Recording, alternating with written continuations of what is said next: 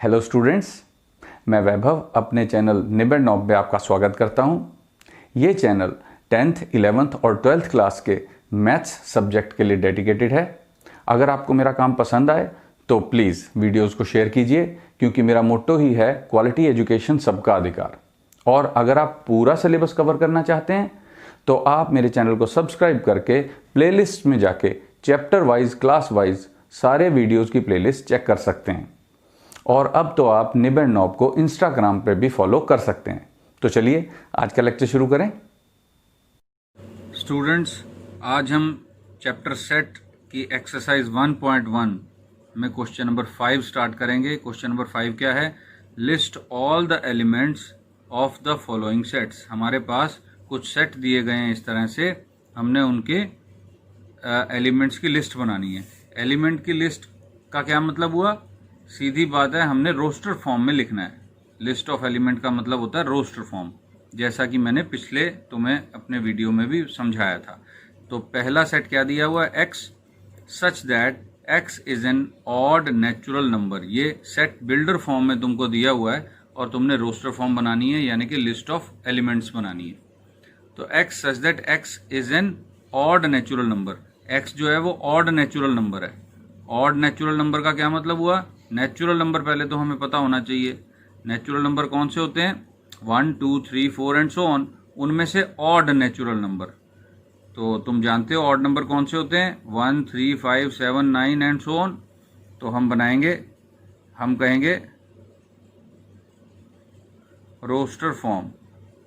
दरअसल हम अपना क्वेश्चन रोस्टर फॉर्म लिख के ही करेंगे, चाहे इन्होंने लिस्ट ऑफ एलिमेंट्स कहा है, क्योंकि लिस्ट ऑफ एलिमेंट्स का मतलब होता है रोस्टर फॉर्म।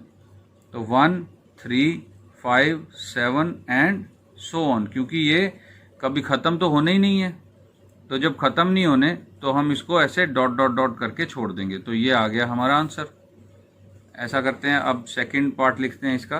क्वेश्चन में जो सेकंड पार्ट दिया हुआ है हमको, क्वेश्चन में सेकंड पार्ट दिया हुआ है students, b is equal to x such that x is an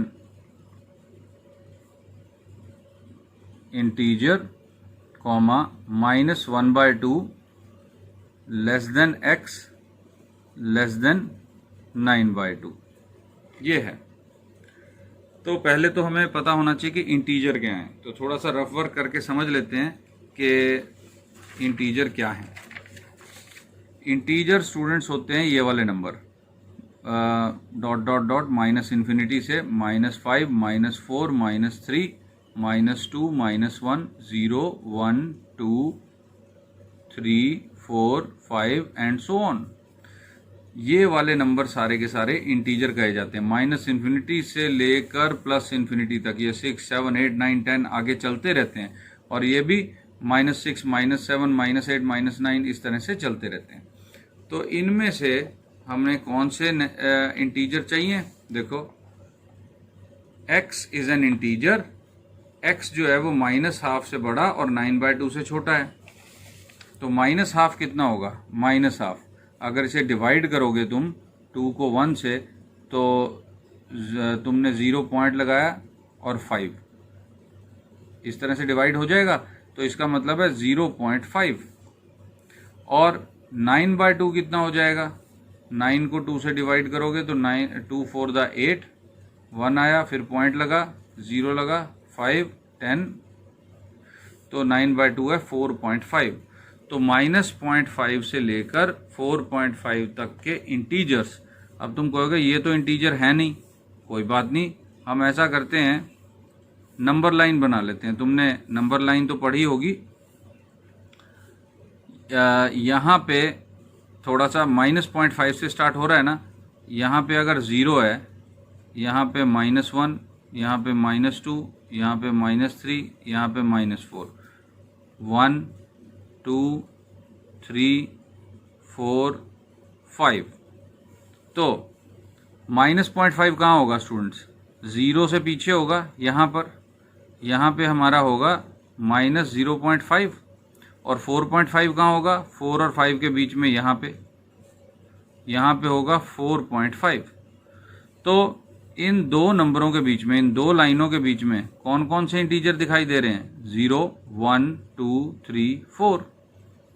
तो ये हमारे एलिमेंट्स आ गए। देखो कितना आसान था। तो चलो इसको लिखते हैं,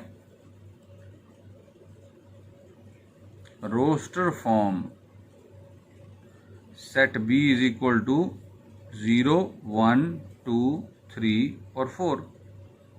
तो ये हमारा आंसर आ गया। अब थर्ड देखते हैं। थर्ड है हमारा C is equal to X such that X is an integer comma X square less than equal to 4।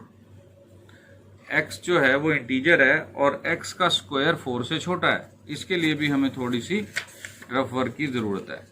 हमें कहा है कि X इंटीजर है, यानी कि X जो है वो इन नंबरों में से ही है हमारे पास, लेकिन कंडीशन दूसरी है यहाँ पर, X square less than equal to 4।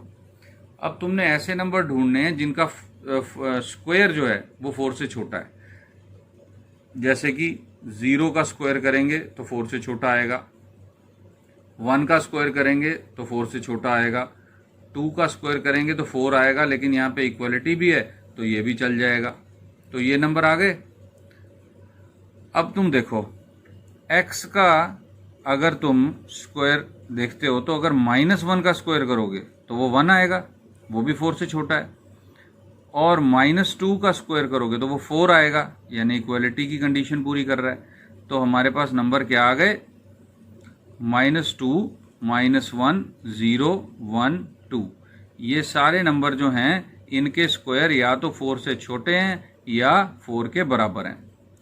अब ये तो मैंने चेक किया बार बार, तब मैंने ये देखा, लेकिन एक और तरीका भी है इसमें से x की वैल्यू निकालने का, जो कि तुम्हें सीख लेना चाहिए, बड़ा ही इंपॉर्टेंट है। देखो दोनों तरफ का स्क्वायर रूट करो तो x less than equal to 2 आ जाएगा, इसका भी स्क्वायर रूट, इसका भी स्क्वायर रूट। तो 2 से छोटे का क्या मतलब है? 2, 1, 0, -1, -2। लेकिन अगर तुम ध्यान दो कि -3 अगर मैं और लिखता हूं इसके आगे, वो भी तो 2 से छोटा ही है। तो यहाँ पे क्या गड़बड़ हो रही है? गड़बड़ ये हो रही है कि हमें पता होना चाहिए कि यहाँ पे एक और कंडीशन भी लगती है कि x is greater than equal to -2।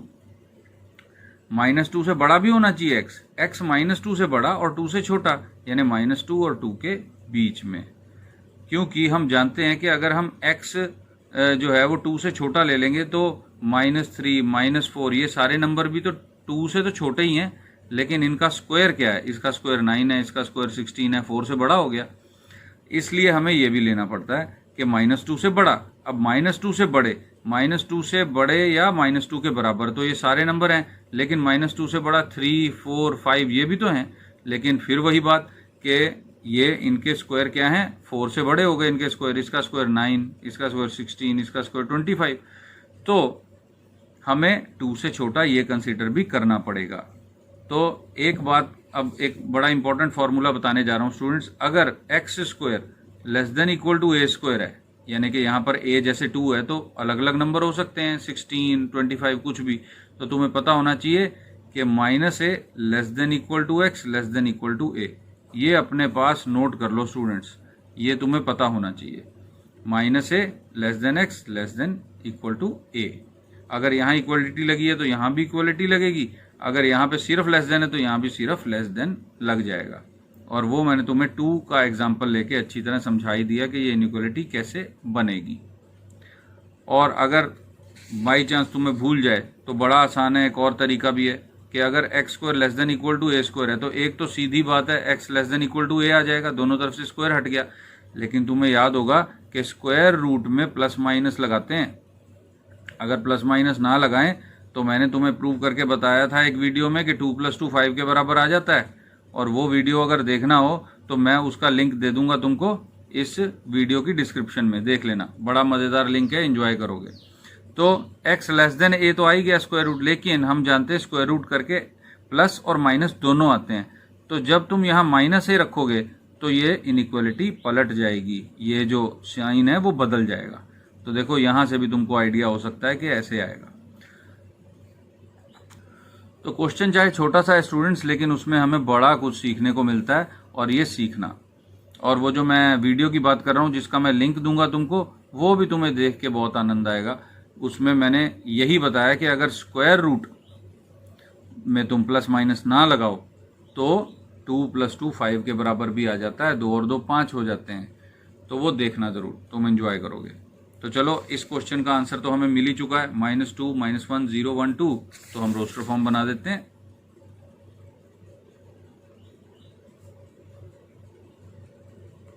Roster form C = -2 -1 0 1 2। तो अगले क्वेश्चन, अगले पार्ट पे हम चलते हैं, लेकिन उससे पहले एक बात स्टूडेंट्स, कि मेरे वीडियो को तुम 1 to 5 के स्केल पर कमेंट्स में ज़रूर रेट कर देना। यहाँ पे 1 जो है वो लोएस्ट है, 5 हाईएस्ट है। और अगर तुम मेरा सारा का सारा सिलेबस मेरा करवाया हुआ देखना चाहते हो तो मेरे चैनल को सब्सक्राइब करना, और सब्सक्राइब करने के बाद मेरी प्लेलिस्ट खोल लेना। तो तुम्हें प्लेलिस्ट में चैप्टर वाइज सारी प्लेलिस्ट मिल जाएंगी, 10th क्लास की भी, 11th क्लास की भी और 12th क्लास की भी।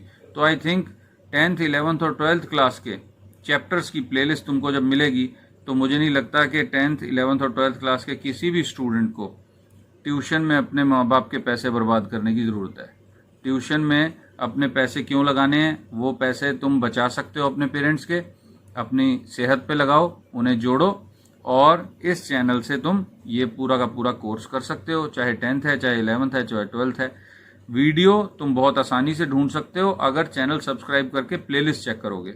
अदरवाइज चैनल में तुम अगर जाओगे और वीडियोस ढूंढने की कोशिश करोगे तो तुम्हें मुश्किल भी हो सकती है। तो ये फीचर यूट्यूब का बहुत ही अच्छा बेहतर एक फीचर है, इसका यूज़ करो और इजीली अपना सिलेबस कवर करो।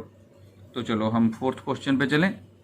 4th पार्ट है D = देखो D हमें क्या दे रखा है, X such that X is a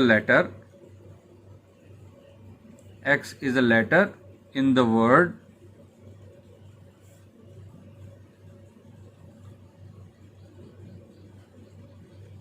loyal. Loyal word के लेटर लिखने हैं हमने, बड़ा आसान है, सामने दिखाई दे रहे हैं हमको, कोई दिक्कत नहीं। तो रोस्टर फॉर्म बना देते हैं। D = एक तो L आ गया, कॉमा, फिर O आ गया, कॉमा, फिर Y आ गया, कॉमा, फिर A आ गया। लेकिन अब L हम दोबारा नहीं लिखेंगे क्योंकि रोस्टर फॉर्म में हम रिपीट नहीं करते किसी भी एलिमेंट को। तो स्टूडेंट्स, इस तरह तुम इस एक्सरसाइज के ये क्वेश्चन नंबर 5 के बाकी पार्ट्स और क्वेश्चन नंबर 6 जो लास्ट क्वेश्चन है अपने आप कर सकते हो। इतनी जानकारी तुमको दे दी है मैंने, इतना मैंने सिखा दिया है। तो अब हम चलते हैं अपने अगले कंसेप्ट की तरफ, और अगला कंसेप्ट है हमारा एम्प्टी सेट का। एम्प्टी सेट, एम्प्टी सेट क्या होता है? जिसमें कोई एलिमेंट हो ही ना, नो एलिमेंट्स। बहुत आसान है, उसको इस तरह से सिंबलाइज किया जाता है, बीच में एक डॉट सी लगा दी जाती है कि खाली है सेट है ये, इसमें कोई भी एलिमेंट नहीं है, यानी कि नंबर ऑफ एलिमेंट्स = 0। बहुत आसान है। उसका नाम नल सेट भी रखा जाता है। एम्प्टी सेट को नल सेट या वॉइड सेट के नाम से भी जाना जाता है। नल सेट भी कह सकते हैं, वॉइड सेट भी कह सकते हैं। और इसके लिए एक खास सिंबल सेट किया हुआ हमने, जैसे हम कह रहे हैं ना कि सेट D, सेट C, तो एम्प्टी सेट को हमेशा इस सिंबल से डिनोट किया जाता है। एम्प्टी सेट का नाम होता है फाई, ये याद रखना। जहां भी फाई लिखा मिलेगा इसका मतलब वो एम्प्टी सेट है। तो ये हो गई एम्प्टी सेट की बात। और अगला हमारा कंसेप्ट है फाइनाइट सेट। तो फाइनाइट सेट जो है स्टूडेंट्स, वो होगा जिसकी लंबाई या जिसके एलिमेंट्स फाइनाइट हों, यानी कहीं ख़त्म हो जाते हो। जैसे मान लो मैंने एक सेट बनाया 1 2 3, ये फाइनाइट है। तो इसके अलावा और कौन सा बनेगा? Infinite set. इनफाइनाइट सेट भी बन सकता है, इनफाइनाइट सेट कैसे बनेगा, जो कहीं खत्म ही ना होता, 1 2 3 एंड सो ऑन। तो ये हमारा इनफाइनाइट सेट है, ये फाइनाइट सेट है, क्योंकि इसमें नंबर ऑफ एलिमेंट्स फाइनाइट है। तो अगर मैं एम्प्टी सेट की बात करूं तो वो फाइनाइट सेट होगा कि इनफाइनाइट सेट होगा? Obviously empty set finite set ही होगा, क्योंकि इसमें हमें पता है ना कितने एलिमेंट्स हैं, 0 एलिमेंट है। तो फाइनाइट सेट में हमें पता होता है कि कितने एलिमेंट्स हैं, लेकिन इनफाइनाइट सेट में जैसा कि नाम ही बता रहा है हमें नहीं पता होता कि कितने सेट हैं। और इसके बाद हम बात करते हैं इक्वल सेट्स की। तो इक्वल सेट्स कौन से होते हैं? इक्वल सेट वो होते हैं जिसमें नंबर ऑफ एलिमेंट्स भी बराबर हों और वो एलिमेंट्स सेम ही हों। जैसे मैंने एक सेट बनाया XYZ और एक सेट मैं बना रहा हूं 1 2 3, तो ये इक्वल सेट्स नहीं होंगे। क्यों नहीं होंगे? क्योंकि ये एलिमेंट अलग अलग हैं। लेकिन अगर मैं एक और सेट बनाऊं YZX, तो ये दो सेट जो हैं वो इक्वल सेट होंगे। तो इक्वल सेट्स में नंबर ऑफ एलिमेंट्स भी बराबर होते हैं और जो एलिमेंट्स होते हैं वो सेम ही होते हैं। तो इस तरह से हम इक्वल सेट्स को देखते हैं। अदरवाइज ये दो सेट जो हैं, ये दो सेट, ये इक्वल सेट नहीं है लेकिन नंबर ऑफ एलिमेंट्स बराबर हैं, तो इनको हम कहते हैं इक्वलेंट सेट्स। इक्वलेंट सेट्स कौन से होते हैं? जो इक्वल तो ना हो लेकिन आपस में नंबर बराबर हों, यानी कि जितने एलिमेंट एक सेट में उतने ही एलिमेंट दूसरे सेट में। तो इसका मतलब क्या हो गया? इक्वल सेट्स तो आपस में इक्विवेलेंट होंगे ही होंगे क्योंकि नंबर ऑफ एलिमेंट्स बराबर हैं। तो आई थिंक तुम्हें क्लियर हो गया होगा कि इक्विवेलेंट सेट्स और इक्वल सेट्स में क्या फर्क होता है। तो अब हम स्टूडेंट्स चलते हैं एक्सरसाइज 1.2 पर। तो एक्सरसाइज 1.2 का पहला क्वेश्चन है, which of the following are null sets. हमें ऐसे फर्स्ट पार्ट की तरह और कई पार्ट्स हैं दिए हुए और हमें बताना है कि नल सेट उनमें से कौन से हैं। तो हमारा पहला पार्ट है, set of odd natural numbers divisible by 2। ऐसे ऑड नेचुरल नंबर्स कौन से होते हैं? डिविजिबल बाय 2 कह रखा है हमको। तो ऑड नेचुरल नंबर है 1 2, और जो नेचुरल नंबर है पहले हम उनकी लिस्ट बना लेते हैं, 1 2 3 4 5 6 7 8 9 एंड सो ऑन। तो ऑड कौन से हैं? ये ऑड है 1 3 5 7 9 एंड सो ऑन, यानी कि ऑड नेचुरल नंबर आ गए 1 3 5 7 9 एंड सो ऑन। ये सारे के सारे ऑड नेचुरल नंबर हैं। तो क्वेश्चन में कहा हुआ है कि ऐसे नंबरों में से वो नंबर लिखो जो डिविजिबल बाय 2 हों, यानी कि जो 2 से डिवाइड हो जाते हो। तो 2 से डिवाइड तो किसी भी नंबर को कर सकते हो स्टूडेंट, नंबर भाग थोड़ा ना जाएगा। अगर यहाँ पे हमने मान लो 11 को लिख लिया और यहाँ 2 रख दिया तो यहाँ से 11 क्या भाग जाएगा कि भाई मैं नहीं डिवाइड होता इससे? एक्चुअली डिवाइड होना ना होना हम क्यों कहते हैं, कैसे कहते हैं? मान लो मैंने 2 को 11 से डिवाइड किया, 2 5 10, 1 रिमाइंडर आ गया। तो यानी कि अगर मैं इसको आगे डिवाइड करना चाहूं तो मुझे डेसिमल लगाना पड़ेगा। तो डिवाइड करने का मतलब होता है, हम अगर कहते हैं कि 2 डिवाइड्स 10, इसका मतलब है कि जब हम 10 को 2 से डिवाइड करते हैं तो डेसिमल प्लेस भी नहीं आती और रिमाइंडर भी 0 आ जाता है। अब यहां रिमाइंडर तो 0 आया नहीं, 1 आ गया और डेसिमल प्लेस जो है उसे लाना ही पड़ेगा हमको। तो कोई भी नंबर दूसरे नंबर को जब डिवाइड करता है, हम कहते हैं कि ये डिवाइड करता है। डिवाइड करता है कहने का मतलब होता है कि डेसिमल प्लेस भी नहीं आई, नो डेसिमल्स, और रिमाइंडर 0, ये 2 चीजें होती हैं। तब हम कहते हैं कि नंबर डिवाइड करता है। तो हम जानते हैं कि कोई भी ऑड नंबर 2 से अगर डिवाइड होगा तो डेसिमल प्लेस आएगी ही, या रिमाइंडर 0 नहीं आएगा। तो इसका क्या मतलब हो गया फिर? ऐसा तो कोई भी ऑड नेचुरल नंबर नहीं हो सकता, यानी कि जब हम कोई सेट में एलिमेंट लिख ही नहीं सकते तो फिर वो क्या हुआ? वो नल सेट हुआ। तो तुम लिखोगे this is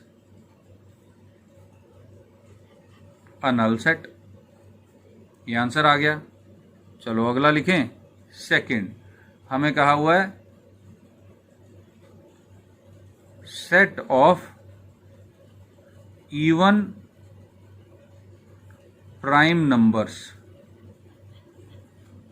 even prime numbers, prime numbers कौन से होते हैं स्टूडेंट्स? जो किसी और के टेबल में ना आए। तो अगर तुम्हें पता हो कि सारे इवन नंबर्स जो हैं, इवन नंबर्स वो तो 2 के टेबल में आते हैं, लेकिन ऐसा सिर्फ एक ही प्राइम नंबर है जो इवन है और वो है खुद 2, तो ये नल सेट नहीं हुआ। यहां पे हम कहेंगे दिस इज नॉट अ